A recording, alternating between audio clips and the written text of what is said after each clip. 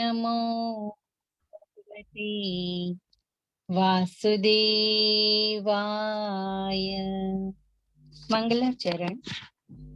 वंदेहं श्रीयुतपदकमलं श्रीगुरुन् वैष्णवानं च श्रीरूपं साग्रजातं सहगण रघुनाथन्वितं तं जीवम् साद्वैतं सावधूतं परिजनसहितं कृष्ण चैतन्यदेवं श्रीराधा कृष्णपादान् सहगण ललिता श्री विशाखान्विता च। ॐ विष्णुपादाय कृष्णप्रेष्ठाय श्रीमती भक्ति वेदांत इति नामिने नमस्ते सरस्वती देवी गौरवाणी प्रचारिणे निर्विशेषा शून्यवादी देशतारिणे जय श्री कृष्ण चैतन्य प्रभु नित्यानंद श्री अद्वैत गदाधर श्रीवासादि गौरा भक्तवृंदा। हरे कृष्ण कृष्ण कृष्ण हरे हरे हरे राम राम राम हरे हरे। हरे कृष्ण। श्रील प्रभुपाद ने जय। सर्वने जय श्री कृष्ण। हरे कृष्ण माताजी। हरे कृष्ण प्रभु जी। हरे कृष्ण माताजी। सारे भक्तों हरे कृष्ण हरे कृष्ण हरे कृष्ण हरे कृष्ण। प्रभुपाद की जय।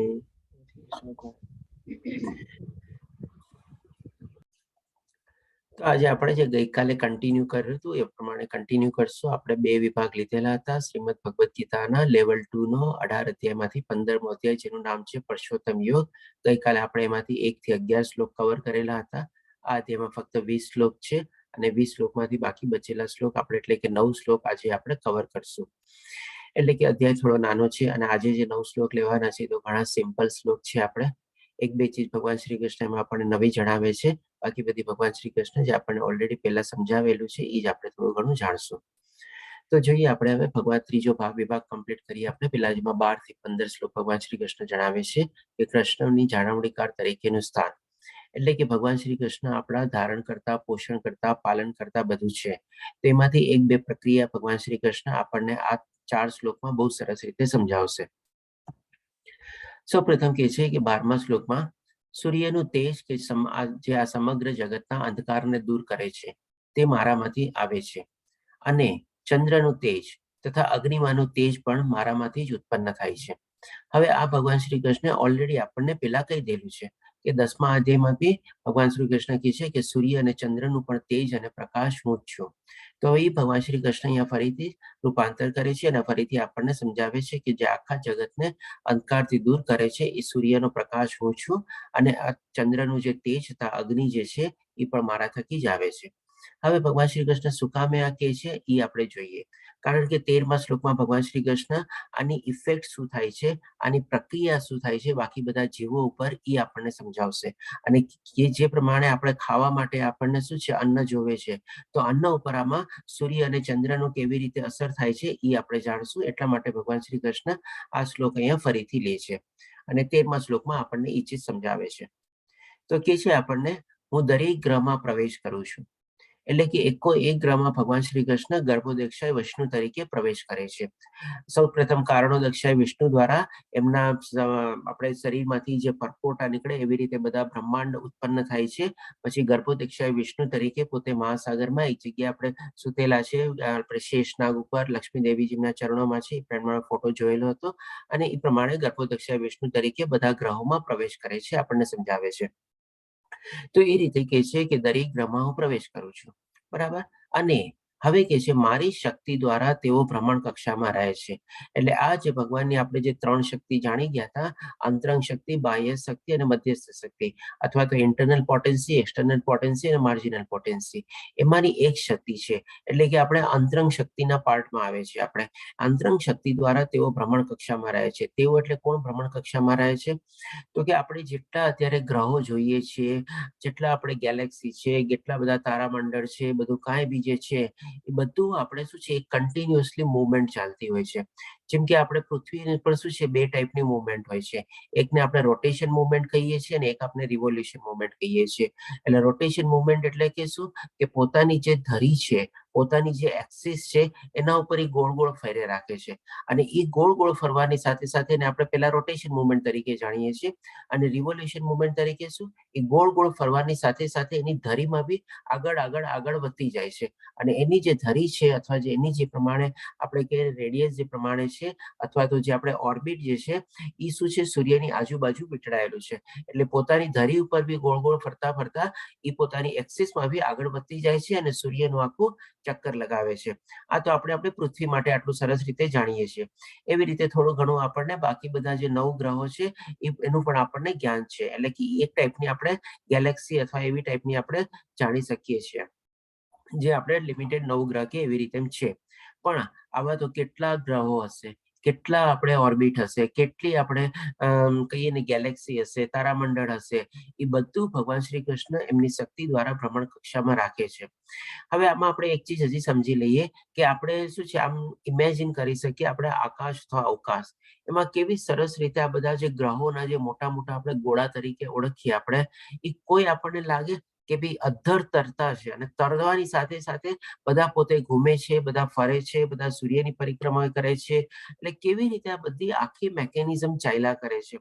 આજે માની લો કોઈ પણ આર્ટને કોઈની કેપેસિટી છે કે પૃથ્વીની જે સ્પીડથી પોતે ઘૂમે છે એમાં એ સ્પીડથી આપણને 1/2 કિલોમીટર બી એની સ્પીડ વધારે કે ઘટાડી શકે, અથવા તો જે પ્રમાણે એનો જે ટાઈમ લાઈન છે આ કે ભાઈ 24 કલાકમાં પોતે પોતાની ધરી ઉપર એકવાર ઘૂમે છે અને સૂર્યની પરિક્રમા 365 દિવસમાં કરે છે, એમાં ક્યારેય બી ક્યારેક ફરક પડ્યો છે? આજે જો માની લો પૃથ્વી આપણને કહે ને કે ભાઈ 1 કે 2 સેકન્ડ કે 1/2 કિલોમીટર કે 1 કિલોમીટર બી એની જે ફરવાની જે સ્પીડ છે ને જો ઓછી વધારે કરી દે ને તો કદાચ આખા છે ને કેટલો મોટો પ્રલય આવી જાય. આપણે ઇમેજિન બી નથી કરી શકતા. અને આ બધી ચીજ શું છે, કોણ કન્ટિન્યુઅસલી ચલાવ્યા કરે છે એને, કોણ કન્ટિન્યુઅસલી ધારણ કરેલું છે, કોણ એવી રીતે અધ્ધર પ્રમાણે ધારણ કરેલું છે, આ બધું ભગવાન શ્રી કૃષ્ણ આપણને કહે છે મારી શક્તિ દ્વારા તેઓ ભ્રમણ કક્ષામાં રહેલા છે અને હું જ એ પ્રમાણે એને ધારણ કરી રહેલો છું. આ રીતે આપણને સમજાવે છે. હવે આના સંદર્ભમાં એક આપણે થોડું સાયન્સ બી લઈ લઈએ. જેમ કે સાયન્સમાં આપણને આઇઝેક ન્યૂટને આપણને સરસ મજાનો લો ઓફ ગ્રેવિટેશન આપ્યો. હવે આપણને એ જે લો ઓફ ગ્રેવિટેશન મળ્યો એ કેટલા વર્ષો પહેલા મળ્યો? આપણને 20મી સદીમાં જ મળ્યો. નોર્મલી ન્યૂટને 20મી સદીમાં જ ઘણા મોટા મોટા ને એવા બધા આવિષ્કાર ને શોધ બધી કરેલી છે. તો શું એની પહેલા પૃથ્વી નહોતી ઘૂમતી? એની પહેલા આ ગુરુત્વાકર્ષણ નહોતું? લો ઓફ એટ્રેક્શન આપણે નહોતું? શું એ બધું અહીંયા તો ભગવાન શ્રી કૃષ્ણે પોતે જ કીધેલું છે કે મારી શક્તિ દ્વારા તેઓ ભ્રમણ કક્ષામાં રહે છે. એટલે કે આપણે આખું જે સોલાર સિસ્ટમ કયો કે આખું જે આપણે બ્રહ્માંડ કયો, જેટલા બધા ગ્રહો જે છે એને તો બધાનું આપણે વર્ણન કરેલું છે કે બધા તેઓમાં બધા આવી જાય છે મારી શક્તિ દ્વારા ભ્રમણ કક્ષામાં રહે છે. એટલે કે ન્યૂટન આપણે કહીએ ને ખાલી લો ઓફ ગ્રેવિટેશન તો ઓલરેડી હતો જ, એને ખાલી ગોતીને બહાર કાઢ્યું. જેમ આપણે શું હોય કે ભાઈ ઘણી વાર કોઈ ચીજ વસ્તુ કબાટમાંથી બહુ મળતી ન હોય, આપણે કોઈને કહીએ ને મેં તો ઘણું ગોઈતું મને મળતી નથી, જરા તું જો ને, અને એ કદાચ જોવે તો કદાચ એને મળી જાય. એટલે આપણે એને થેન્ક્સ ની રીતે કહીએ. તો આ જ રીતે આપણે ન્યૂટને ખાલી કબાટમાંથી એક ચીજ ગોતીને કાઢીને આપણી સામે પ્રસ્તુત કરી છે, લો ઓફ ગ્રેવિટેશન. બાકી એ તો ઓલરેડી હતો જ લો ઓફ ગ્રેવિટેશન, અને ભગવાનની શક્તિ દ્વારા જ આ બધું ધારણ થયેલું છે. બધી એની ગોળાલા કક્ષામાં ઘૂમે છે, અને એ રીતે બધું દિવસ રાત બધું વર્ષ ને સપ્તાહ ને બધું ચેન્જ થાય છે. હવે એક મહત્વની ચીજ, પેલા આપણને સૂર્ય ને બધાનું સમજાવ્યું, બધા ગ્રહોનું સમજાવ્યું આપણને કે બધા ગ્રહોમાં પ્રવેશ બી કરું છું. અને હજી એક મહત્વની ચીજ ચંદ્ર માટે બી કે છે આપણને. એટલા માટે પહેલા ભગવાન શ્રી કૃષ્ણ 12મા શ્લોકમાં કીધું કે ચંદ્રની જે ઉષ્ણતા છે અથવા જે તાપ છે અને જે પ્રકાશ છે એ પણ હું જ આપું છું.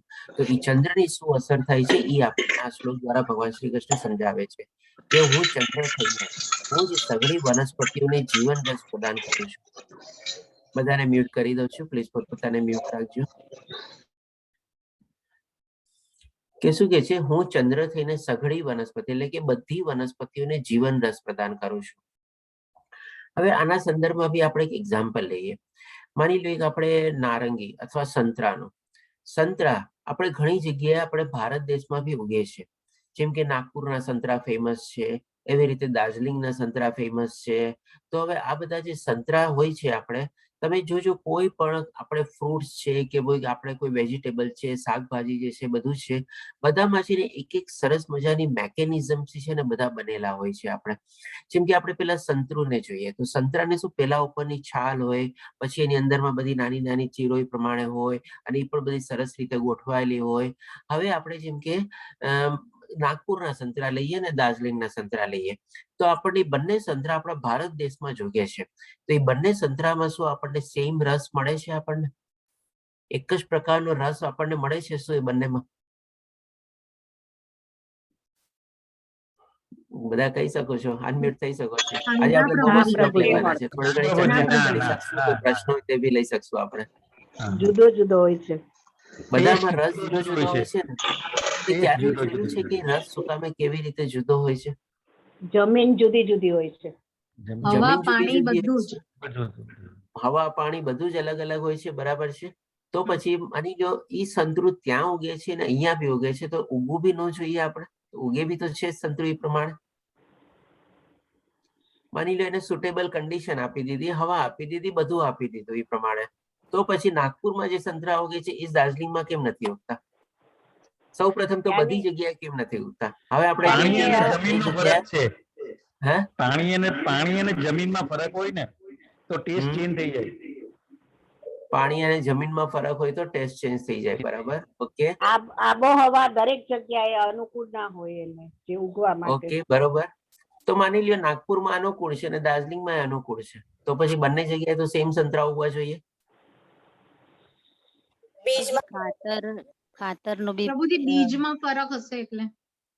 બીજમાં ફરક હશે એ પણ રાઈટ છે. જમીનની ફળદ્રુપતામાં ફરક હોય. જમીનની ફર્ટાલિટી અથવા ફળદ્રુપમાં ફરક હશે, ચાલો એ પણ બરાબર છે. હવે એકવાર છે ને થોડું ડિટેલ સ્ટડી કરજો આપણે. આ બધા જે આપણે કારણ કીધા ને, આપણે ભૌતિક દુનિયાના જે 5 તત્વોને જાણીએ છીએ, ડેફિનેટલી એનો તો રોલ છે જ. આપણા બધાના જવાબ 100% સાચા છે, કોઈનો જવાબ બીજી રીતે આપણે ખોટો નથી. હવે આપણે જાણીએ થોડુંક વધારે ડિટેલમાં કે માની લો ચાલો એ પ્રમાણે બરાબર છે, ફળદ્રુપ જમીન છે, હવા છે, આબોહવા છે, પાણીનો અલગ અલગ છે, એ બધું તો ભગવાન શ્રી કૃષ્ણ જ આપેલું છે. બધામાં ભગવાન શ્રી કૃષ્ણનો વાસ છે, આપણે ઓલરેડી જાણી ગયા છે. હવે જ્યારે બધી બે જગ્યાએ એવી કોઈ આપણને અનુકૂળ સંજોગો આવી ગયા અને અનુકૂળ સંજોગોના હિસાબે આપણે સંતરા ઉગાડ્યા. નાગપુરમાં સંતરા ઉગ્યા અને દાર્જિલિંગમાં સંતરા ઉગ્યા. હવે એ બંનેમાં સ્વાદ બી અલગ આવે છે. તો સ્વાદ જે છે આપણે એ કેવી રીતે આવે છે એમાં? તો એ ભગવાન શ્રી કૃષ્ણ આપણને સમજાવે છે, હું ચંદ્ર થઈને સઘળી વનસ્પતિ, એટલે વનસ્પતિઓમાં ફ્રૂટ્સ એ બધું બી આવી ગયું, બધામાં એમાં જે રસ હોય છે એટલે કે એ જીવન રસ પ્રદાન કરે છે આપણે. એટલે કે દરેકે દરેક ફ્રૂટ્સમાં અથવા વેજીટેબલમાં જે આપણને સ્વાદ આવે છે, એ સ્વાદ આપણને મહેસૂસ થાય છે. એ શું છે? ચંદ્રની અથવા મૂનલાઇટ. હવે થોડું ડિટેલમાં આપણે સ્ટડી કરજો, જેમાં આપણે ઇન્ડિયામાં આપણે ઓર્ગેનિક ફાર્મિંગ તો હમણાં આવ્યું હજી, બાકી ઘણી બધી જગ્યાએ ઓર્ગેનિક ફાર્મિંગ છે ને ઘણા વર્ષોથી ચાલે છે. હવે આ બધું જે ઓર્ગેનિક ફાર્મિંગ ને બધું કરે છે, એમાં મેઇન કન્સેપ્ટ તો એ છે, બરાબર છે, કે ઇન્સેક્ટિસાઇડ અને પેસ્ટિસાઇડ નથી હોતા. એ તો માની લીધું, બરાબર છે, એટલા માટે ઓર્ગેનિક ફાર્મિંગ કહેવાય છે. પણ સાથે સાથે છે ને એ લોકો આ બધી ચીજોને બી બહુ સ્ટડી કરતા હોય છે કે ભાઈ ક્યાં મૂનલાઇટમાં કેટલા તાપમાં કેટલા એના પ્રકાશમાં કેટલા દિવસમાં એ પ્રમાણે આ પ્રમાણે આપણું ફ્રૂટ ઉગાડીએ તો એવો સ્વાદ એમાં આવી શકે. કારણ કે એ બધું નોલેજ છે ને એ લોકોની પ્રમાણે હોય છે અને એ પ્રમાણે બધું નોલેજ આમાંથી જ મળેલું છે. અહીંયા જ ભગવદ્ ગીતામાંથી ભગવાને કીધેલું છે એ બધું જીવન રસ પ્રદાન કરું છું. તો એ લોકોએ સંશોધન કરીને કેવી રીતે એની ઇફેક્ટ થાય છે મૂનલાઇટની બી. કારણ કે આપણે લોકો છે ને અત્યારે સીમિત સુધી ગયા જાણી ગયા છે કે ભાઈ સનલાઇટ થી તો આપણે સાયન્સમાં ભણી ગયા છે કે ચાલો ફોટોસિન્થેસિસ પ્રોસેસ તે બધું થાય છે અને ફોટોસિન્થેસિસ દ્વારા બધું પાંદડામાં એમાં બધો ખોરાક બને છે. એના બધા જે બીજો ઉગે છે, ફળો આવે છે, શાકભાજી ઉગે છે ને ફળોને પ્રમાણે બધું ઉગે છે. પણ ક્યાંય આપણે આટલા દિવસો સુધી સાયન્સમાં કોઈ જગ્યાએ આપણે સાંભળેલું છે કે ભાઈ ચંદ્રની રોશની, ચંદ્રનો જે પ્રકાશ અથવા એની જે ઉષ્ણતા છે એની બધી ઇફેક્ટ આપણા વેજીટેબલ્સ અને ફ્રૂટ્સ ઉપર કેવી રીતે પડે છે? આપણને હજી સુધી આપણા ઇન્ડિયામાં મારા ખ્યાલથી કોઈ એવા સિલેબસમાં કે સાયન્સમાં આપણને એ નથી આવ્યું. ઇવન મારા ખ્યાલથી કોઈ એવું જો એગ્રીકલ્ચરમાં બહુ મોટી ડિગ્રી બી મેળવેલી હશે ને તો કદાચ એ ભણ્યો હશે તો ખબર હશે, પણ બાકી મેં આજ સુધી કોઈના મોઢેથી સાંભળ્યું નથી કે અમને લોકોને ભણવામાં આ ચીજ આવેલી હતી. તો ઈ છે ને ઘણી જગ્યાએ એવું બધું બી આપણે સ્ટડી અત્યારે ચાલી રહ્યું છે કે ભાઈ મૂનલાઇટની પણ કેવી રીતે ઇફેક્ટ ને બધી થાય છે વેજીટેબલ્સ અને ફ્રૂટ્સ ઉપર અને કેવા સિઝનમાં કેટલા સમય ઉપર કેટલા ઓલા તાપ અને ઓલા રોશની ઉપર આપણે એ ફ્રૂટ્સમાં સરસ મજાનું મીઠું નહીં પાકી શકે છે અને એનો સ્વાદ પણ અલગ થાય છે. આપણે હજી કેરીનો એક્ઝામ્પલ લઈએ. કેરી કેટલી બધી જાતની આપણે ઇન્ડિયામાં મળે છે. કદાચ બાકી દુનિયામાં આટલી બધી જાતની કેરી બી નહીં મળતી હશે જે ખાલી આપણા એક ભારત દેશમાં મળે છે આપણે. અને એ બધાનો સ્વાદ આપણને અલગ અલગ હોય છે.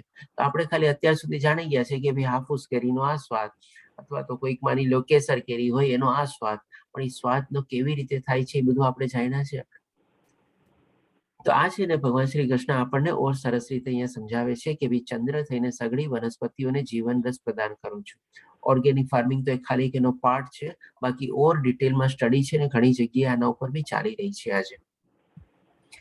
હવે પછી ભગવાન શ્રી કૃષ્ણ 14મા શ્લોકમાં હજી એક સરસ મજાની ચીજ આપણને કહે છે. માની લો આપણે ફળ, ફ્રૂટ અને શાકભાજીની બધા ઉપર જે પ્રમાણે સૂર્ય અને ચંદ્રની ઇફેક્ટ થાય છે એ જાણી ગયા. હવે એ પ્રમાણે આપણે એને ગ્રહણ કરીએ છીએ. આપણે ખાઈ લીધું, ફ્રૂટ્સ ખાઈ લીધા કે શાક બનાવીને ખાઈ લીધું અથવા કોઈ અનાજ ખાઈ લીધું. હવે ખાધા પછી શું પ્રક્રિયા થાય છે? પચાવે છે કોણ એ બધાને? અને એમાંથી પૈચા પછી બી જે બાકીનું બધું બચે છે એનું મળત્યાગ ને બધું બી કેવી રીતે થાય છે?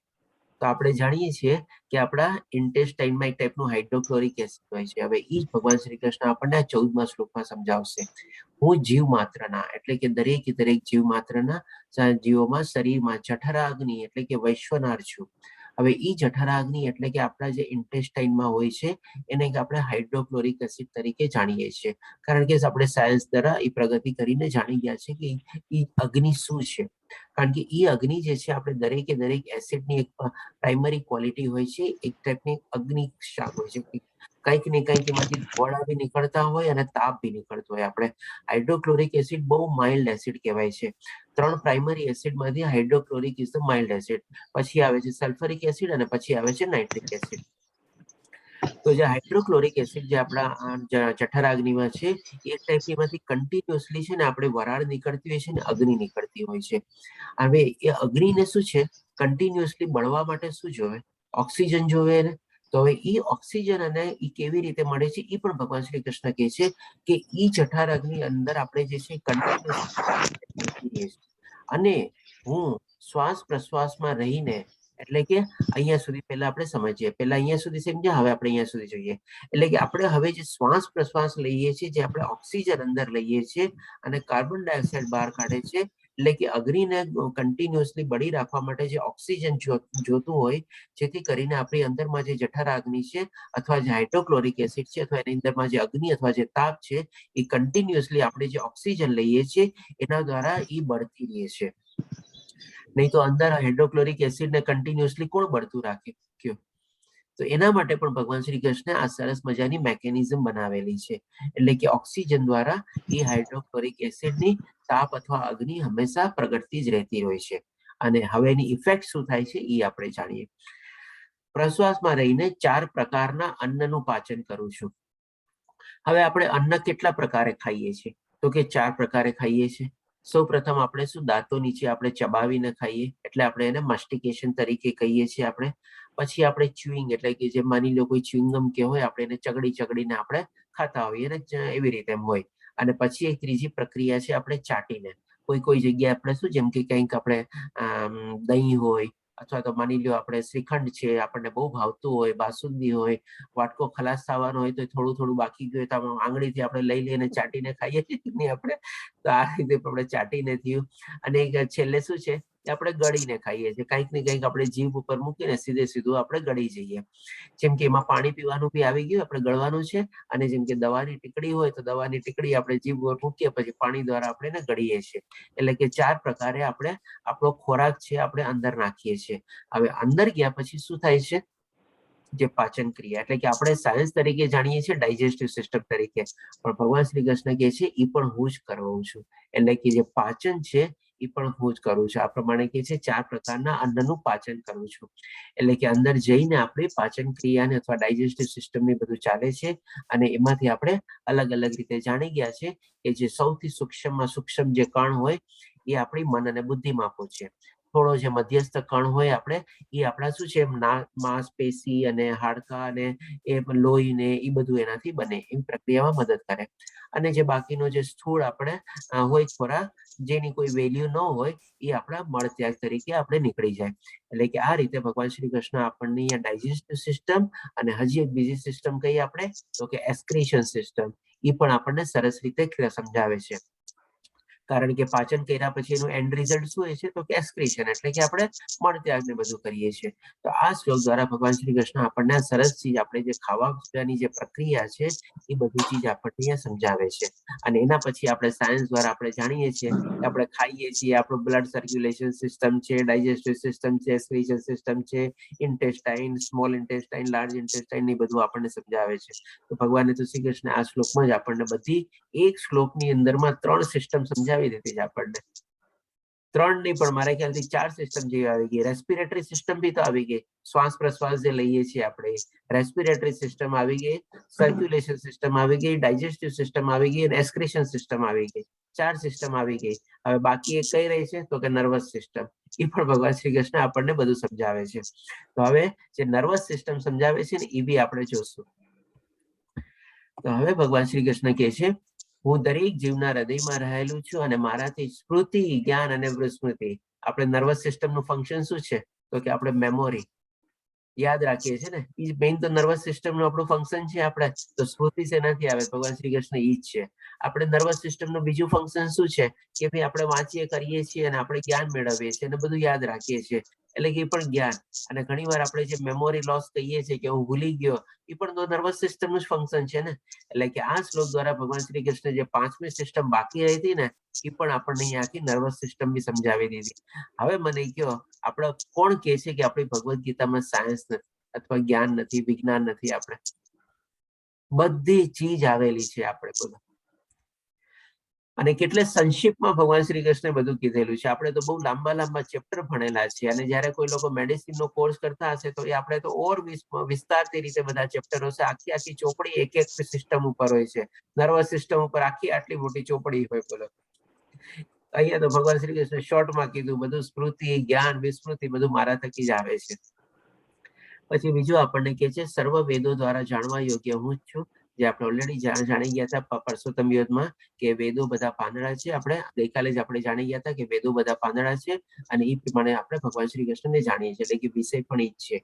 નિસંદેહ હું જ વેદોનું સંકલન કરતા છું અને સર્વ વેદોનો જ્ઞાતા પણ હું જ છું. જો સંકલન કરતા હોય તો જ્ઞાતા હોય તો સંકલન કર્યું હોય એટલે કે ઇટ ઇઝ ક્વાઇટ ક્લિયર આપણે. એટલે આ રીતે ભગવાન શ્રી કૃષ્ણ આપણને અહીંયા સમજાવે છે. હવે આપણે અહીંયા ત્રીજો વિભાગ બી કમ્પ્લીટ થાય છે અને હવે ચોથા વિભાગ તરફ આપણે અંત વિભાગ તરફ આગળ વધશું જેમાં આપણે 5 શ્લોક લેશું 16 થી 20. એમાં ભગવાન શ્રી કૃષ્ણ આપણને કહેશે કે વેદાંતો અને વેદાંતના પ્રકારની જીવાત્માનો સારાંશ વિશે આપણને સમજાવશે. તો સૌપ્રથમ પહેલા 16મો શ્લોક અને 17મો શ્લોક લઈ લઈએ આપણે. જીવના 2 પ્રકાર છે, ચ્યુત અને અચ્યુત.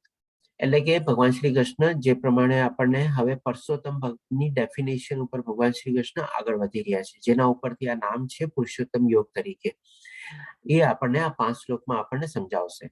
તો જીવના બે પ્રકાર છે, એટલે કે ચ્યુત અને અચ્યુત. એટલે કે આ રીતે ભગવાન શ્રી કૃષ્ણ કહે છે કે આપણે એક પેરિશેબલ અને એક નોન પેરિશેબલ એવી રીતે ભૌતિક જગતમાં પ્રત્યેક જીવ ચ્યુત અથવા પતનશીલ, એટલે કે પતનશીલનો આપણે બીજો મિનિંગ પેરિશેબલ તરીકે લઈ શકીએ, કે જે આપણે શું કરીએ છીએ કે જ્યારે શરીર નાશ પામે છે ત્યારે આપણી અંદર જે આત્મા રહેલો છે એ પેરિશ થઈ જાય છે, એટલે કે ગાયબ થઈ જાય છે. અને એ ગાયબ થઈને આપણને શું છે કે ભાઈ જે પ્રમાણે ભગવાન શ્રી કૃષ્ણએ કમ્પેરિઝન આપી હતી ગઈકાલે આપણે જોયું, જેમ પવન આપણે સુગંધની રીતે એક શરીર થઈને બીજા શરીરમાં વયો જાય છે, એવી રીતે એ શરીરમાંથી આત્મા આપણને ગાયબ થયેલો લાગે છે અને આત્મા વિલીપ થઈ જાય છે. અને એ કેવી રીતે જાય છે? તો કે જેમ રીતે હવા ચાલે છે, પવન ચાલે છે, એવી રીતે એ આગળ વધી જાય છે અને બીજા શરીરમાં પ્રવેશી જાય છે. એટલે કે એ રીતે આપણે એને ટેમ્પરરી સમજીએ છીએ, આ લાઈફ પૂરતું અથવા આ શરીર પૂરતું. એટલા માટે આપણે એને પેરિશેબલ તરીકે કરી શકીએ. અને બીજું એક ભગવાન શ્રી કૃષ્ણ જે આપણને જોર સમજાવશે, અને આધ્યાત્મિક જગતમાં પ્રત્યેક જીવ અચ્યુત છે. એટલે કે ભગવાન શ્રી કૃષ્ણ કહે છે કે જે જીવ આધ્યાત્મિક જગતમાં પહોંચી ગયો છે, એટલે કે ફરીથી આ જન્મ મૃત્યુ જરા વ્યાધિમાં નથી આવતો, જો એમાં જ રહેવાનો હોય એ જીવ અથવા એ આત્મા, તો એ પ્રમાણે જે ભગવાન શ્રી કૃષ્ણ જે આપણને ગઈકાલે સમજાયું કમ્પેરિઝન દ્વારા, એ કમ્પેરિઝન દ્વારા બીજા શરીરમાં જાય છે. હોઈ શકે ગમે તે શરીર હોય, 84 લાખની યોનિમાંથી જે પ્રમાણેના કર્મોના પ્રમાણે એ શરીર પ્રાપ્ત થાય. પણ જે જીવને આપણે સદગતિ થઈ ગઈ છે, આપણા અત્યારે સંપૂર્ણ પ્રાપ્તિ થઈ ગઈ છે, સંપૂર્ણ પ્રાપ્તિ એટલે કે મુક્તિ મળી ગઈ છે અથવા મોક્ષ મળી ગયો છે, તો એ સીધી ભગવાનના ધામમાં જાય છે, વૈકુંઠ ધામમાં જાય છે. જે પણ ભગવાન શ્રી કૃષ્ણ આપણને ગઈકાલે સમજાવ્યું કે મારા ધામમાં પહોંચ્યા પછી ફરીથી પાછું આવતું નથી, તો એ ત્યાં પ્રમાણે અચ્યુત અવસ્થામાં રહે છે, એટલે કે પરમાનન્ટ તરીકે રહે છે. ફરીથી એનું કોઈ બીજા શરીરમાં કે બીજું કોઈ એને આપણને, એટલે કે ટાઈપની આપણે દિવ્ય આત્મા થઈ જાય છે. પછી એને આ બધું જે છે ને ઇન્દ્રિયો કે કામેન્દ્રિયો ને જ્ઞાનેન્દ્રિયો ને બધાની કઈ એવી જરૂર રહેતી નથી. એ પ્રમાણે અહીંયા ભગવાન કહે છે. અને 17મા શ્લોકમાં કહે છે કે આ બંને ઉપરાંત એક પરમ પુરુષ પરમાત્મા છે. એટલે કે ભગવાન શ્રી કૃષ્ણ પેલા જીવને, આપણે જે અહીંયા ભૌતિક દુનિયામાં જે જીવ લઈને આત્મા લઈને આવ્યા છે, એને બે ભાગમાં ડિવાઈડ કરી દીધા. એક ચ્યુત એટલે કે માની લો આપણે જે પ્રમાણે પેરિશ થાય છે અને પાછી ભૌતિક દુનિયામાં રહીએ છીએ એ પ્રમાણે. અને બીજી જે ભગવાન શ્રી કૃષ્ણે કીધું કે જે મોક્ષ પામેલી આત્મા છે એને અચ્યુત તરીકે વર્ણવી, અને એ ભગવાનના ધામમાં પહોંચી જાય છે. આ રીતે આપણે સમજ્યા. હવે આના ઉપરાંત એટલે કે beside state, over and about that શું છે? એક પરમ પુરુષ પરમાત્મા છે કે જેઓ સાક્ષાત અવિનાશી ભગવાન છે, અને જેઓ ત્રણેય લોકોમાં તે સર્વનું પાલન કરતા છે. આ રીતે ભગવાન શ્રી કૃષ્ણ હવે પોતાની એક પરિભાષા આપે છે પરમાત્મા તરીકેની, જેથી આપણે આને પરમાત્મા પુરુષોત્તમ યોગ તરીકે જાણીએ છીએ. અને આવી રીતે ભગવાન શ્રી કૃષ્ણ પોતાની સુપ્રીમેસી અહીંયા એસ્ટાબ્લિશ કરે છે. ફરીથી આપણને સમજાવે છે કે અવિનાશી છે, અને ત્રણેય લોક એટલે કે આપણે ત્રણેય લોકનો મિનિંગ શું? પાતાળ લોક, ભૂલોક અને ઉપરના બધા સ્વર્ગલોક, બધું મળીને આપણે જાણી ગયા છે કે એવા 14 લોકને બધું હોય છે, જે આપણે 8મા અધ્યાયમાં લીધું હતું. બધા લોકોના પાલન કરતા છે, પોષણ કરતા છે, ધારણ કરતા છે, એ રીતે આપણને સમજાવે છે. તો અહીંયાથી આપણને ભગવાન શ્રી પુરુષોત્તમની આપણને ડેફિનેશન મળે છે. કોઈ આપણને પૂછે કે ભાઈ તમે પુરુષોત્તમ યોગ જાણી ગયા, એમાં પુરુષોત્તમ યોગમાંથી ભગવાન શ્રી કૃષ્ણ પોતાની ડેફિનેશન કયા શ્લોકમાં આપે છે, તો તમે આ શ્લોકને ટાંકી શકો. 17મો શ્લોક એ રીતે આપણે. હવે પછી ભગવાન શ્રી કૃષ્ણ કહે છે, હવે એના કેરેક્ટરિસ્ટિક્સ ની બધું બી આપણને બતાવે છે. એકવાર પોતે પોતાની જાતને બતાવી દીધા પછી 18મા શ્લોકમાં કહે છે, હું ક્ષર તથા અક્ષર બેઉથી પર છું, એટલે કે હું એટલે કે પુરુષોત્તમ તરીકે, જે ઓલરેડી ભગવાને બતાવ્યું. તેથી હું સર્વોત્તમ છું, અને તે કારણે આ જગતમાં તથા વેદોમાં પરમ પુરુષ તરીકે પ્રખ્યાત છું. હવે એકવાર પુરુષોત્તમ તરીકે ભગવાન શ્રી કૃષ્ણ કહી દીધું. હવે એને આપણે ઘણી વાર બીજા નામ બી હોય, સર્વોત્તમ છે, પરમ પુરુષ છે, એવી રીતે કઈ બી આપણે ભગવાન શ્રી કૃષ્ણને કહી શકીએ છીએ. પૂર્ણ પુરુષોત્તમ પરમેશ્વર એવી રીતે બી કહી શકીએ છીએ, અથવા સર્વોત્તમ જે છે આપણે સર્વ ટોપમોસ્ટ જે છે એ રીતે બી કહી શકીએ છીએ, અને પરમ પુરુષ તરીકે બી આપણે જાણી શકીએ છીએ. આ બધા અલગ અલગ નામ એ પ્રમાણે કોઈ કહી શકે. આ ભગવાન શ્રી કૃષ્ણ આપણને 18મા શ્લોકમાં કહે છે. પછી હવે આ બધું સમજાવ્યા પછી ભગવાન શ્રી કૃષ્ણ ફરીથી પાછા મેઇન ચીજ જે છે ભક્તિ ઉપર તો આવે છે. ભગવાન શ્રી કૃષ્ણ ભક્તિને ક્યાંય છોડી નથી આપણે.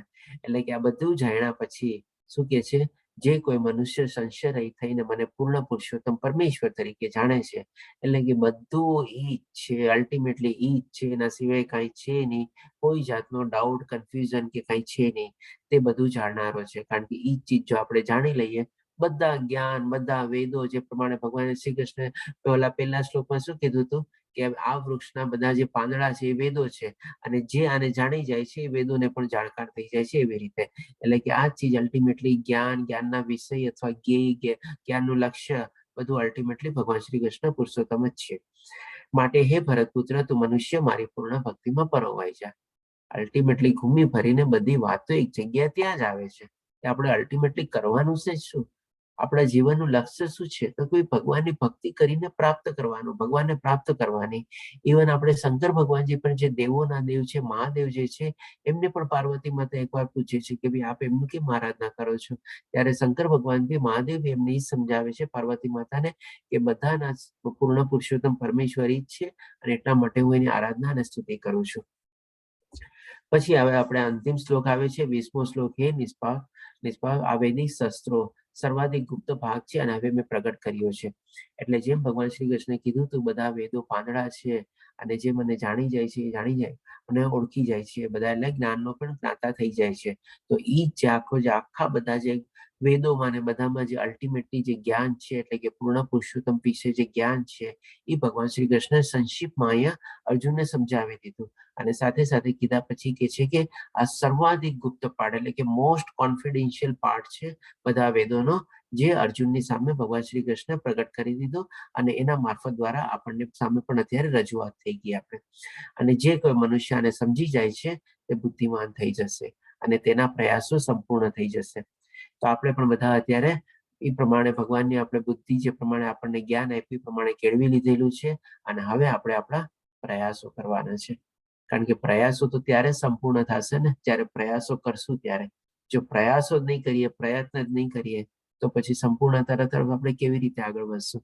ભગવાન શ્રી કૃષ્ણે પોતાની તો સંપૂર્ણતા બધી રીતે વર્ણવી દીધી આપણી પાસે, કાંઈ ચીજ બાકી નથી રાખ્યું, કશું ચીજ બાકી નથી રાખ્યું. એટલે જ કહે છે કે કોઈ પણ સંશય વિના હવે જે મારી ભક્તિમાં પરોવાય છે અને જે પ્રયાસો કરે છે એ મને સંપૂર્ણ રીતે પ્રાપ્ત કરી શકે અને સંપૂર્ણ રીતે જાણી શકશે.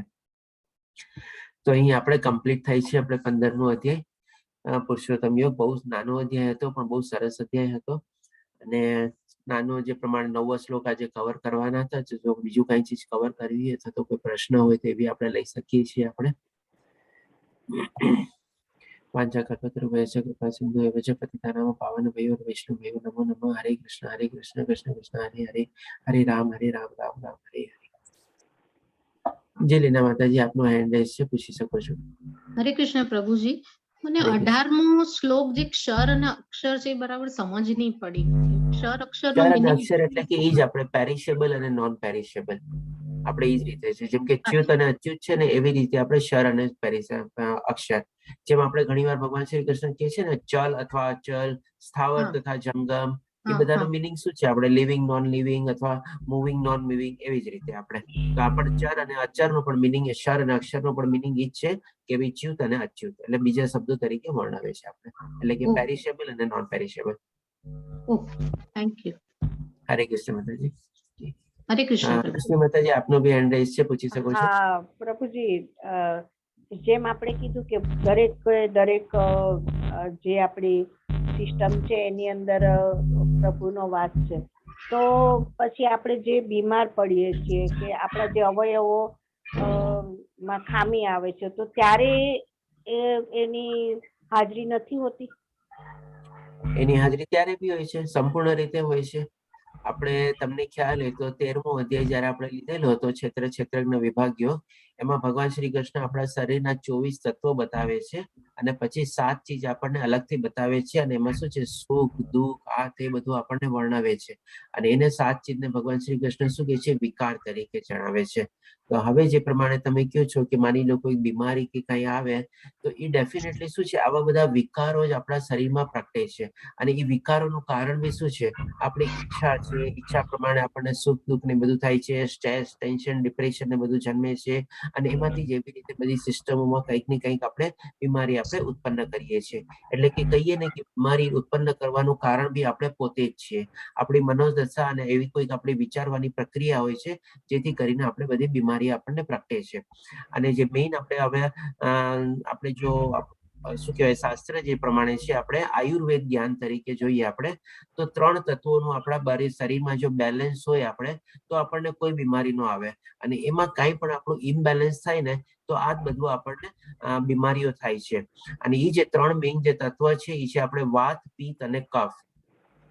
વાત એટલે કે ગેસ, એટલે કે પિત્ત એટલે કે આપણે એસિડિટી ને ઈ અને કફ એટલે કે આપણે જાણીએ છીએ એટલે કે વાત પિત્ત અને કફ જો 3 એકદમ સંપૂર્ણ બેલેન્સ માત્રામાં રહીએ તો બોડીનું આપણે સરસ રીતે બધું સંચાલન ચાલે છે પણ આ 3 માંથી કોઈનું પણ આપણે ઇમ્બેલેન્સ થાય તો બધી આપણે બીમારી આવે છે. આ આપણે આયુર્વેદ જ્ઞાન કહે છે. હવે એક આપણે થોડુંક હજી ઓર સ્પિરિચ્યુઅલ જ્ઞાન બી આપણે પ્રમાણે જોઈએ તો તમને લોકોને બધાને કદાચ મેં આપણે લેવલ 1 માં હશો ત્યારે કદાચ કીધેલું હશે અને જો ન કીધેલું હોય તો એક આપણે છે ને ચોપડી છે કે જેનું નામ છે આપણે you can heal your life by Louise એ કરીને. હવે એમાં છે ને ઘણી બધી છે ને આપણી બીમારીઓનો છે ને કારણ આપેલા છે. પેલા બીમારીનું નામ આપેલું છે અને 100 થી વધારે બીમારીઓ છે. ઓલમોસ્ટ બધી બીમારીઓ એમાં કવર થાય છે. બીમારીનું લિસ્ટ છે આપણે પછી આપણી કેવી મનોદશા કેવા આપણે વિચારો કેળવવા કેવી આપણી હેબિટો થઈ જેના કારણે બીમારી ઉત્પન્ન થઈ અને ઈ સ્પિરિચ્યુઅલી ખાલી કોઈ દવા બવા લીધા વગર ખાલી આપણે આપણી મનોસ્થિતિ ચેન્જ કરીએ આપણા વિચારવાની પ્રક્રિયા ચેન્જ કરીએ આપણી લાઈફસ્ટાઈલ ચેન્જ કરીએ તો એ બીમારીનું નિરાકરણ બી એમાંથી જ આપણે આવી જાય છે અને ઘણીવાર આપણને દવા લેવાની જરૂર બી રહેતી નથી. અને આપણે જો પ્રેક્ટિકલી એક્ઝામ્પલ જોવું હોય ને તો એ જે લુઈસ એ જે ઓથર છે એની બુકની એને પોતાની લાઈફમાં 2 વાર કેન્સર થયું હતું અને આ જ રીતે એ કેન્સરમાંથી એવી રીતે બહાર નીકળી હતી. તો જેને પણ આ બુક ફોલો કરવી હોય કરી શકે છે આપણે. હરે કૃષ્ણ પ્રભુજી. હરે કૃષ્ણ માતાજી. બીજા કોઈ પ્રશ્ન? જી કે પ્રભુજી.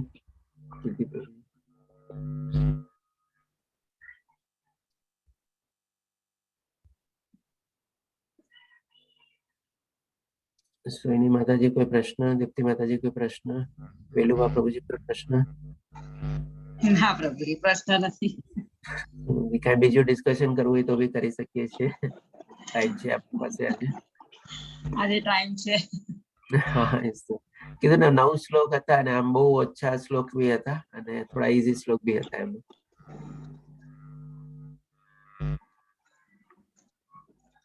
હરે કૃષ્ણ પ્રભુજી. હરે કૃષ્ણ પુણ્ય માતાજી. પ્રભુજી આમાં આપણે ભગવાને જે કીધું છે કે આપણે વેદોને જાણી લઈએ તો આપણે જ્ઞાતા એટલા થઈ જઈએ કે સૌથી વધારે જ્ઞાની કહેવાઈએ. અને વેદો જે છે એટલી બધી બુક્સ છે એટલા બધા શ્લોક્સ છે આપણને યાદ બી નહીં રહે અને સમજ બી નહીં આવે ને કેટલું આપણું માઇન્ડ એટલું કેપેબલ છે પણ આપણે એને સમજી નથી શકતા. અને કઈ બુક ક્યારે વાંચવી અને એમાંથી કઈ વસ્તુ ક્યારે યાદ રાખવી ને એ બધું કેવી રીતે કરી શકાય? ઘણું બધું જ્ઞાન છે જે ઓછું પડે છે કે સમજ નથી પડતી કે કેવી રીતે થશે. તો માતાજી પ્રશ્ન શું છે આપનો એમાં? આપની બધી વાત બરાબર છે. પ્રશ્ન શું છે એમાં? કન્ફ્યુઝ થઈ ગઈ. ભગવાને એવું કીધું કે વેદોને જાણ્યા પછી તમે જ્ઞાની થઈ જાવ છો બરાબર. અને કયો શ્લોક લાસ્ટમાં વાંચ્યો ને અહીંયા વેદોમાં પરમ પુરુષ તરીકે પ્રખ્યાત છું. એક મિનિટ પ્રભુજી. હા, બુદ્ધિમાન થઈ જશે. હા, કોઈ મનુષ્ય આને સમજી જાય છે તે બુદ્ધિમાન થઈ જશે તથા તેના પ્રયાસો સંપૂર્ણ થઈ જશે. વૈદિક શાસ્ત્રોનો સર્વાધિક ગુપ્ત ભાગ જે છે એ ભગવાને છેલ્લા શ્લોકમાં કીધું કે હવે હું પ્રગટ કર્યો છે. મનુષ્ય એને સમજી ગયા પછી એટલો બુદ્ધિમાન થઈ જશે કે એને પ્રયાસો બધા એના સંપૂર્ણ થઈ જશે. ને મારું એ કહેવાનું છે કે આટલા બધા વેદો છે આટલા બધા શ્લોકો છે એ મનુષ્ય જીવનમાં આપણે તો કેપેસિટી નથી રાખી શકતા આવું કરવા માટે. બરોબર છે. પ્રશ્ન પછી શું છે આગળ? પ્રશ્ન કરો. કેવી રીતે થાય? કેવી રીતે? સૌ પ્રથમ તો હું કહું કે માની લ્યો આપણે બધા વેદો વાંચી લીધા છે. તમારો પ્રશ્ન છે કેવી રીતે થાય? હું એમ સમજુ છું કે ચાલો તમે બધા વેદો વાંચી લીધા, તમે બધું જ્ઞાન મેળવી લીધું, તમારામાં બુદ્ધિ બી આવી ગઈ, તમે સમજી બી ગયા, બધું કરી લીધું, પછી હવે આગળ શું કરશો? જ્ઞાન મેળવીને તમે બુદ્ધિમાન થઈ ગયા, હવે શું કરશો તમે? હું એ જ કહું છું કે મનુષ્ય જીવનમાં આપણે એવા હોઈએ છીએ કે જેટલું યાદ બી રાખીએ કરીએ પણ ભૂલી જવાય, અમુક યાદ રહે અમુક ભૂલી ચાલો જવાય. યાદ રાખી લીધું, બધું થઈ ગયું, પણ હવે શું કરશો? બુદ્ધિમાન બી થઈ ગયા, તમે બધું યાદ રાખી લીધું, ચાલો, પણ હવે શું કરશો યાદ રાખીને બધું કરી? એ જ કહું છું કે ભગવાન અહીંયા લખ્યું છે કે બુદ્ધિમાન થઈ જશો પછી તમારા પ્રયાસો સંપૂર્ણ થઈ જશે, તો શું કરવાનું? હા, તો એ જ છે ને કે કરવાનું શું? બધું જ્ઞાન મેળવીને ભગવાન શ્રી કૃષ્ણ એ જ કીધું ને કે પ્રયાસો કરવાના છે. એ પ્રયાસો ક્યાં છે? તો કે ભગવાનની ભક્તિ છે. એટલે કે જ્ઞાન મેળવવાનું છે ને કોઈ આપણે એટલું જરૂરી નથી. તમે 13મા 12મો અધ્યાય ભક્તિ યોગમાં બી આપણે જાણી ગયા, ભગવાન શ્રી કૃષ્ણ આપણને 6 સ્ટેપ સમજાવ્યા છે. એ 6 બરાબર. સ્ટેપમાં અનન્ય ભક્તિથી શરૂઆત કરે છે અને લાસ્ટ જે છેલ્લું સ્ટેપ છે ને એમાં શેને મૂકે છે? તો કે જ્ઞાનને મૂકે છે. અનન્ય ભક્તિ પછી સાધના ભક્તિ પછી નિષ્કામ કર્મયોગ, નિષ્કામ કર્મયોગ પછી ચોથા સ્ટેજમાં કહે છે કે ભાઈ તારા ફળોનો ત્યાગ કર, પછી 5મા સ્ટેજમાં કહે છે કે ધ્યાન ધર, જો આ બધું બી ન કરી શકતો, અને છેલ્લું જે આવે છે જ્ઞાન આવે છે. તો માની લ્યો તમે એકવાર આપણે એઝ્યુમ કરી બી લીધું કે તમે બધું જ્ઞાન મેળવી બી લીધું, તો તમે તો છેલ્લી પાટલી જ છો ને, જે લાસ્ટ બેન્ચર જ છો ને. બરાબર. તો પછી કરવાનો ફાયદો શું? તમે બધું જ્ઞાન મેળવીને બી બુદ્ધિમાન થઈને બી તમે શું પેલી બેન્ચમાં આવીને બેસી ગયા છો? તમે તો છેલ્લી બેન્ચર જ છો ભગવાન શ્રી કૃષ્ણના કહેવા પ્રમાણે. તો જો પેલી બેન્ચમાં બેસવું હોય તો એના માટે તો ભગવાન શ્રી કૃષ્ણએ કીધેલું છે કે જ્ઞાન ની બધું કઈ જરૂરી નથી, તું ખાલી સીધી ભક્તિ શરૂ કરી દે ને, આવીને તું પેલી બેન્ચમાં હું તને બેસાડી દઈશ. બરાબર. તો પછી આમે બધું જ્ઞાન મેળવવાની જરૂર શું છે? બધી વાત તમારી સાચી. ચાલો, મનુષ્ય જીવન ઓછું, સમજવાનું ઓછું, આપણી શક્તિ નથી, જ્ઞાન શ્લોકને સમજી ન શકીએ, યાદ ન રાખી શકીએ, બધી વાત સાચી. પણ હું તો કહું છું કે ચાલો ને તમે બધું કરી બી લીધું, તે છતાંય શું? ભક્તિ જ કરવાની છે ને. તો બસ આપણે તો એ જ કરવાનું ને. આપણે શું કામ એ બધું જ્ઞાન ની એટલું બધું મેળવવાની કોશિશમાં બી પડો જળમાં પડવાનું આપણે? બરાબર. એટલે પ્રેક્ટિકલી વધારે ઇમ્પોર્ટન્સ છે. ખાસ તો પ્રેક્ટિકલી જ વધારે ઇમ્પોર્ટન્ટ હોય ને. આજે એક હવે સીધો દાખલો તમને હજી એક દાખલા તરીકે કહું. એક ડોક્ટર છે, માની લ્યો 99% લઈને સરસ મજાનો સર્જન થયો અને બધું થયો, પણ હવે જયારે ઓપરેશન થિયેટરમાં જાય છે અને પોતાના આંખમાં એક ઓલી જે આપણે સ્કેલ્પેલ કે જે હોય જેનાથી કરીને કાપવાનું હોય, અથવા કાતર હોય કે સીઝર, જે કઈ પણ શસ્ત્ર કયો, એ પકડી ન શકતો હોય બરાબર, તો શું કામનું એ સર્જન 99% વાળો? બરાબર. તો પછી અને એના કરતા ભાઈ જે નોર્મલ પાસ માર્ક્સ થઈને થયો છે, સર્ટિફિકેટ મેળવી લીધેશું અને ફટાફટ આમ જે ને કે એક 2 કલાકમાં તો કેટલાય ઓપરેશન કરીને નીકળી જતો હોય, બધા ઓપરેશન સક્સેસફુલ થઈ જાય, તો એ કામનો? પ્રભુજી એટલે એવું કે 99% વાળો ડોક્ટર શું કામનો? ભણ્યા પણ ગણ્યા નહીં એના જેવું. બસ, તો પછી સીધી જ વાત છે. જે કીર્તિ પ્રભુજી આપનો એડ્રેસ છે, પૂછી શકો છો. હા પ્રભુજી, એ તો ચૈતન્ય મહાપ્રભુજી આપણને કહે છે કે તમે માત્ર હરિનામ જપ કરો, બરાબર ને? તો હરિનામ જપ ઈજી છે, કશું કોઈ જ્ઞાન લેવાની જરૂર નથી ને, કાંઈ જરૂર ભગવાનને નથી. સ્મરણ કરીશું એટલે એ ઓટોમેટિક થવાનું જ છે, બરાબર ને? એકદમ બસ પ્રેક્ટિકલ ઈ જ છે કે હરિનામ મહામંત્રનો જપ કરો, બસ. કેમ કે આ કળિયુગ છે, તો પ્રભુજી કદાચ સમય ના મળે કોઈને જ્ઞાન, એટલું બધું સમય ના મળે કે બધું અભ્યાસ કરી શકે, પણ બસ હરિનામ લો તો બધું શક્ય જ છે. થઈ ગયું બધું, બસ પ્રોબ્લેમ સોલ્વ. ધન્યવાદ પ્રભુજી. જે સોયની માતાજી આપનો એડ્રેસ છે, પૂછી શકો છો. હરે કૃષ્ણ પ્રભુજી. આપણે તો આજે છે ને પુરુષોત્તમ યોગ 15મો અધ્યાય, તો આપણે જે અધિક મહિનો કહીએ છીએ એમાં લોકો અધ્યાય વાંચતા હોય છે કે પુરુષોત્તમ યોગ, તો એનું કારણ શું? કેમ એ મહિનામાં આટલું બધું એનું મહત્વ છે વાંચનનું? આપણે તો ચલો 1 થી 14 અધ્યાય શીખ્યા કે સમજ્યા, તો આપણને 15મા અધ્યાયનું મહત્વ થોડો ખ્યાલ આવે છે. પણ જે લોકો ગીતા વાંચતા જ નથી ને ફક્ત 15મો અધ્યાય વાંચે છે આખા મહિનામાં, અને કે પુણ્ય મળશે, તો એ કેમનું થાય પ્રભુ? આમાં છે ને માતાજી, ગઈકાલે બી આપ લીવ થઈ ગયા પછી એક પ્રશ્ન હતો કે ભાઈ ઘણા લોકો મરતી વખતે બી જે છેલ્લા શ્વાસ ગણતા હોય એની સામે ભગવદ ગીતાનો 15મો અધ્યાય વાંચે છે આપણે. તો 15મા અધ્યાયનું ત્યારે પણ એ પ્રમાણે જે કીધું હતું એ જ 2 મેઇન મહાત્મ છે. એક તો શું છે કે ભાઈ નાનો છે, ફક્ત 20 શ્લોક છે એમાં, અને સંક્ષિપ્તમાં ભગવાન શ્રી કૃષ્ણ એમાંથી પણ આપણને જણાવી દે છે, એટલે કે પૂર્ણ પુરુષોત્તમ પરમેશ્વરની આપણને ડેફિનેશન બી મળી જાય છે, અને અંતકાળે પણ જો આપણે એ પ્રમાણેનું સ્મરણ કરીએ તો પણ ભગવાનને આપણને પ્રાપ્તિ થઈ શકે છે આપણને. એટલે આ 2 કારણસર આપણે લોકો અંતકાળે કોઈને સંભળાવવું હોય તો એ સંભળાવીએ છીએ પૂર્ણ પુરુષોત્તમ યોગ. અને જે પ્રમાણે બીજું અત્યારે તમે દાખલો આપ્યો કે ભાઈ પરસોત્તમ મહિનો છે, એક તો આપણે શું છે નામની સાથે છે ને લિંક થાય છે. એટલે આ બધું શું છે, બધા પોતપોતાના મેળે ઘડેલું છે. આપણે આવું કોઈ શાસ્ત્રમાં નથી લખેલું કે પુરુષોત્તમ મહિનામાં તમે 15મો અધ્યાય વાંચો એટલે તમને વધારે પુણ્ય મળે. પણ આ તો શું છે કે જબનું જોગાનું જોગ થાય અને બધું જ કે ને ભાઈ બંધ બેસતું ચોખ્ખું બેસી ગયું આપણે, એટલે એ પ્રમાણે બધા પોતપોતાની પ્રમાણે ભક્તિ ચલાવે છે. પુરુષોત્તમ મહિનો આવ્યો અને પુરુષોત્તમ યોગ આવ્યો એટલે કે ચાલો બંનેને મેળવી દઈએ અને આપણે એ પ્રમાણે બધા વિડીયો બનાવી દઈએ અને બધામાં પ્રચલિત કરી દઈએ. કારણ કે મીડિયાને તો શું છે, એક ટોપિક મળી ગયો, મોકલી દીધું કે ચાલો પુરુષોત્તમ મહિનામાં પુરુષોત્તમ યોગ તમે વાંચશો અને એના ઉપર વિડીયો આવી ગયા છે. મેં જોયેલું છે, મારે પોતાને આવેલા છે. હમણાં થોડા વખત પહેલા પુરુષોત્તમ મહિનો ગયો ગયા વર્ષે આવેલો હતો. લોકો આખો મહિનો વાંચતા હતા, સાંભળતા હતા વિડીયો. 2 થી 3 મિનિટનો વિડીયો હતો અને સરસ મજાનો હતો. ઓકે ચાલો એ પ્રમાણે ભગવાનનું નામ લે તો ખોટું શું છે એવું તો કહું છું. પણ મેઇન એવું કોઈ લોજિક નથી, પણ આ જ છે બસ ખાલી. થેન્ક યુ પ્રભુજી. હરે કૃષ્ણ. પ્રશ્ન સારો હતો. હરે કૃષ્ણ. હા પ્રભુજી, અમુક કેવું છે, ખાલી અક્ષર પુરુષોત્તમની જ પૂજા હોય છે, બરોબર? તો પછી એની શું ગતિ થાય પ્રભુજી? પ્રભુજી આપનો અવાજ બહુ સ્લો છે, જરા લાઉડલી બોલો ને.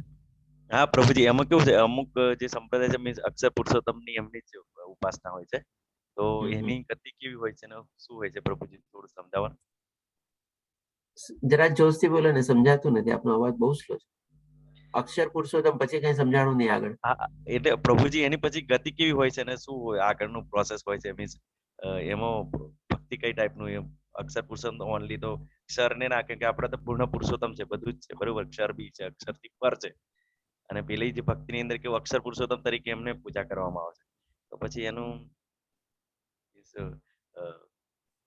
એની ગતિ શું હોય છે પ્રભુજી? ગતિ એટલે હું એ રીતે સમજુ છું કે આગળ જન્મ કે કેવી રીતે ક્યાં જાશે એ ભક્તિ, એટલે એ ભક્તિની ગતિ કઈ ટાઈપ?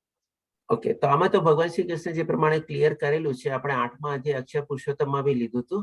અને આ અધ્યાયમાં બી ભગવાન શ્રી કૃષ્ણ એક વાત કહે છે આપણને, જે પ્રમાણે માની લ્યો મરતી વેળા જે ભાવો આપણે અથવા જે ખ્યાલો, એના માટે ભગવાન શ્રી કૃષ્ણ પવનની કમ્પેરિઝન બી આપી કે એવા ભાવો અને જેવા ખ્યાલો લઈને એ મરતી વખતે પોતાનું દેહ છોડે છે, તો આવતો જન્મ અથવા આવતું જે શરીર છે એવા ભાવો અને એવા ખ્યાલો લઈને એ જન્મે છે.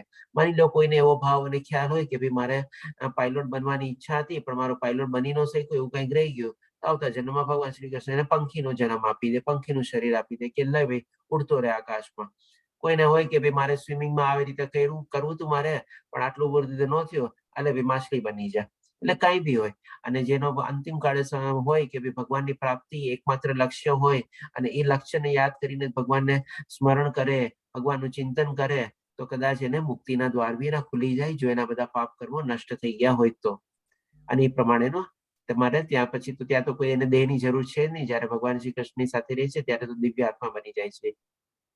પ્રભુજી મારો પ્રશ્ન એવો છે કે જે પ્રભુજી એવું કહે છે કે ક્ષર અને અક્ષર થી હું પર છું, બરાબર ને? તો જે અમુક સંપ્રદાય છે અક્ષર પુરુષોત્તમની જ માત્ર પૂજા હોય છે, તો પછી એના વિશે મારે જાણવું એટલા માટે. અક્ષર પુરુષોત્તમ એટલે કે શું કે ભાઈ બંનેથી પર છે, એટલે કે અક્ષર અને એનાથી પુરુષોત્તમ, એટલે કે એનાથી ઉપર આવી ગયા આપણે, તો આપણે એની પૂજા અને ભક્તિ કરીએ છીએ. પૂર્ણ પુરુષોત્તમ આવી ગયા એટલે કે અક્ષરમાં બંને આવી ગયા, અને ક્ષર અને અક્ષર, અને એના ઉપરથી પુરુષોત્તમ, એટલે કે અક્ષર પુરુષોત્તમ.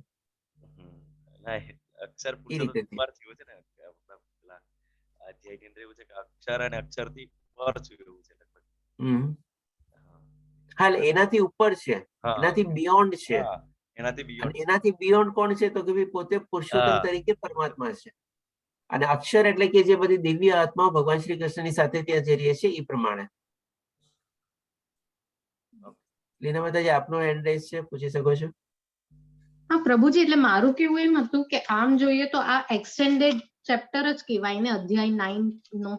કારણ કે એમાં પણ ભગવાન એમ જ સમજાવે છે ને કે બધું જ હું જ છું. સ્વાદ, પૃથ્વી, જળ, અગ્નિ, આકાશ, ઓમકાર, બધું હું જ છું. તો આમાં પણ બધું એમ જ કે ને કે સૂર્ય, ચંદ્ર, જઠરાગ્નિ નું બધું જ હું છું. એટલે એક્સટેન્ડેડ ન કહેવાય આ એક ચેપ્ટર એનું? ડેફિનેટલી આમાં ભગવાન શ્રી કૃષ્ણ પોતાના બારામાં જ્ઞાન આપે છે. તો 9મા અધ્યાય 10મા અધ્યાયમાં વિભૂતિ વર્ણનમાં બધું ભગવાન શ્રી કૃષ્ણ વર્ણવે છે કે સૂર્ય અને ચંદ્રનો પ્રકાશ હું છું. તો તમે એનું એક્સટેન્શન તરીકે બી લઈ શકો છો. એટલા જ માટે એ શ્લોક સમજાવ્યા પહેલા મેં ઓલરેડી પહેલા જ કીધું હતું કે 10મા અધ્યાયમાં ભગવાન શ્રી કૃષ્ણ ઓલરેડી કીધેલું છે, પણ અહીંયા ફરીથી એટલા માટે ટાંકે છે કારણ કે પછી આગલા શ્લોકમાં ભગવાન શ્રી કૃષ્ણની ઇફેક્ટ આપણને સમજાવવાના છે કે સૂર્ય અને ચંદ્રની વેજીટેશન અથવા તો ફળ ફૂલ જે આપણે ખાઈએ છીએ એના ઉપર ઇફેક્ટ કેવી રીતે થાય છે. બરાબર છે. ના એટલે બધા ફક્ત 15મો જ અધ્યાય વધારે ઇમ્પોર્ટન્ટ કરીને કરે છે, પણ મને એમ થાય છે કે ઇવન આ બી બધા ઇમ્પોર્ટન્ટ જ છે ને. બધા જ ઇમ્પોર્ટન્ટ છે. વાત જોઈએ. હા. આપણે અર્જુને જેમ કીધું હતું ને 10મા અધ્યાયમાં આપણે જે સંપૂર્ણ રીતે કીધું બધું હું સાચું માનીને સ્વીકારું છું, ત્યારે પણ મેં આપણે બધાને કીધેલું હતું કે 700 શ્લોકમાંથી આપણે કહીએ કે ભાઈ આ ઇમ્પોર્ટન્ટ, આ લેસ ઇમ્પોર્ટન્ટ, આ સમજાણું, આ સમજાણું, આ અગત્યનું નથી, આને જવા દેવું નથી. એક ચીજ ઇમ્પોર્ટન્ટ છે અને સંપૂર્ણ રીતે અર્જુનની રીતે આપણે એ પ્રમાણે સ્વીકારવાની છે, ત્યારે જઈને આપણને સાચું જ્ઞાન મળ્યું કહેવાય આપણે. અને જો આપણે એ રીતે અધૂરું મેળવવાની કોશિશ કરશું કે ચાલો આ ઇમ્પોર્ટન્ટ નથી, આને છોડી દઈએ, આપણે આ સમજાતું નથી, આને જવા દે આપણે, તો એ રીતે આપણે સંપૂર્ણ જ્ઞાન નહીં મેળવી શકીએ આપણે. એકદમ સાચી વાત પ્રભુજી. હરે કૃષ્ણ. હરે કૃષ્ણ. ચાલો બીજા કોઈ પ્રશ્ન ન હોય તો પછી માળા લેવાની છે, માળા લઈ લઈએ આપણે. આજે સોયની માતાજી છે આપણી સાથે, તો શરૂ કરશે. હા પ્રભુજી.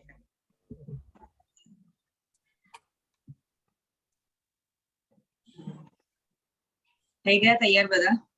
હાજી. હા માતાજી. જય શ્રી કૃષ્ણ ચૈતન્ય પ્રભુ નિત્યાનંદ શ્રી અદ્વૈત ગદાધર શ્રીવાસાદિ ગૌર ભક્ત વૃંદ. હરે કૃષ્ણ